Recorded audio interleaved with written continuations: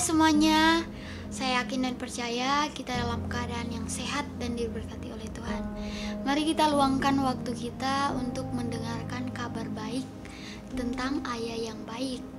Minggu kemarin adalah minggu yang istimewa untuk ayah-ayah yang ada di Bala Keselamatan. Mari kita membaca firman Tuhan yang terdapat dalam Amsal 3 ayat yang ke-12. Karena Tuhan memberi ajaran kepada yang dikasihinya, seperti seorang ayah kepada anak-anak yang disayangi. Figur seorang ayah di mata anak-anak biasanya digambarkan sebagai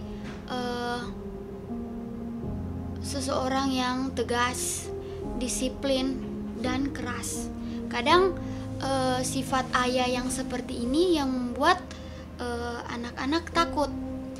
Saya punya pengalaman waktu kecil, waktu SD, masih di kampung. Di kelas 3 SD itu, saat penerimaan raport, saya ternyata menjadi ranking paling terakhir. Dan pada saat itu ayah saya adalah yang menerima raport. Ketika kita lihat di belakang, aduh, kita pe papa pe muka so marah sekali dan terlihat jelas bahwa kita pe papa sangat kecewa. Sampai di rumah, kita pe papa marah dan bilang mesti belajar lebih ketat. Dan mulai dari saat itu memang belajar sangat ketat sampai dijaga pada saat itu belajarnya. Tapi seiring berjalannya waktu sampai saat ini, kita mengerti bahwa waktu papa marah di saat kita masih kecil itu membuahkan hasil sampai saat ini. Dan tujuannya marah adalah tujuan yang baik. Seorang ayah yang baik adalah seorang ayah yang dapat mendidik, menuntun, menasihati, bahkan mendisiplinkan anak-anak. Bila saat ini torang adalah sebagai ayah, kita rasa tidak mudah untuk ayah marah DP anak-anak atau hukum cubit DP anak-anak. Firman Tuhan mengajarkan bahwa torang lebih baik mengampuni torang pe anak-anak.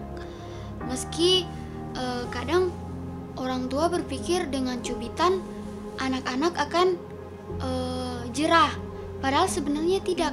Ketika ayah melakukan sesuatu kayak dipukul, dicubit, malah itu akan membuat anak-anak semakin keras kepala. Itu kata-kata pengajaran itu pernah kita dengar dari salah seorang kakak.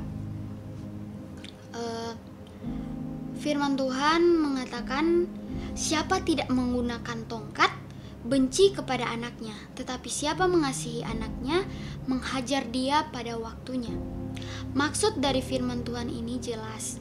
Tindakan disiplin justru adalah bentuk kasih yang baik.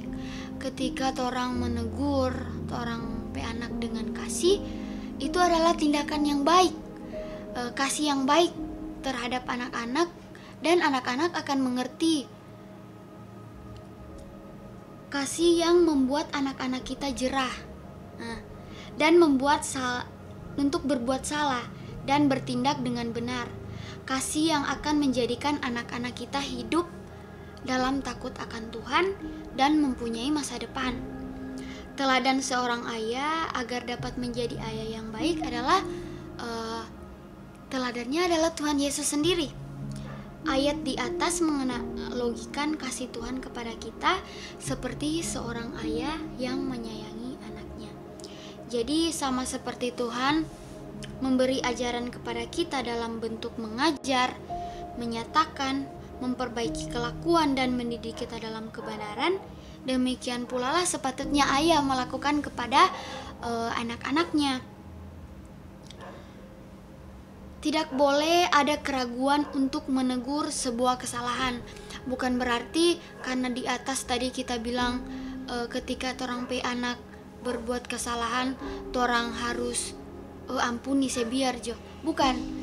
Tapi ketika anak-anak kita melakukan kesalahan, kita menegurnya dengan kasih pengertian bahwa itu tidak baik dan itu tidak benar. Dan jangan lupa juga untuk mengapresiasi perubahan yang anak munculkan. Kayak umpama contohnya seperti kesaksian hari Minggu Bapak Regi, bahwa tidak boleh buang sampah keluar dari luar mobil. Ketika anak-anak melakukan mentaati hal itu, jangan lupa mengapresiasi, memberi pujian kepada anak-anak, karena anak-anak sangat senang dengan pujian.